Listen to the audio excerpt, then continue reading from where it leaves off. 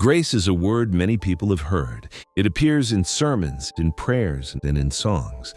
Yet for something spoken so often, grace is frequently misunderstood. Many people quietly believe grace means God overlooking mistakes, or lowering expectations, or simply forgiving when we fail. But grace is deeper than forgiveness alone.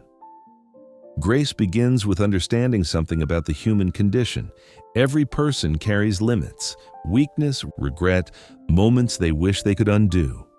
We try to improve ourselves, to become more patient, more loving, more faithful. And yet, despite effort, we often find ourselves falling short again. Grace speaks directly into that experience. In Scripture, grace is not earned, it is given, not because someone is proven worthy, but because God chooses to give what cannot be earned. Grace means that relationship with God does not begin with perfection, it begins with mercy.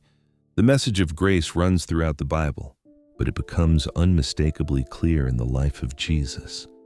Again and again, Jesus moved toward people others avoided, those burdened by failure, those judged by society, those convinced they no longer belonged.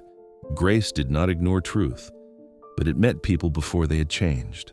Grace says, you are seen before you are fixed, loved before you succeed, welcomed before you understand everything. This does not mean actions no longer matter. Grace is not permission to harm or ignore responsibility. Instead, grace changes motivation. When acceptance comes first, transformation becomes possible. People grow not because they fear rejection, but because they experience love. Grace removes the constant pressure to prove worth. It allows honesty about weakness, honesty about struggle, honesty about the need for help. Many people live exhausted spiritual lives because they believe they must earn closeness with God.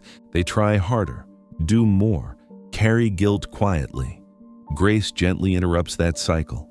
It reminds us that God's presence is not a reward for performance, it is a gift. The Apostle Paul described grace as something sufficient, strong enough to meet human weakness, not replacing effort, but sustaining it. Grace does not eliminate growth, it makes growth possible. Because when people know they are not abandoned, they begin to change from the inside.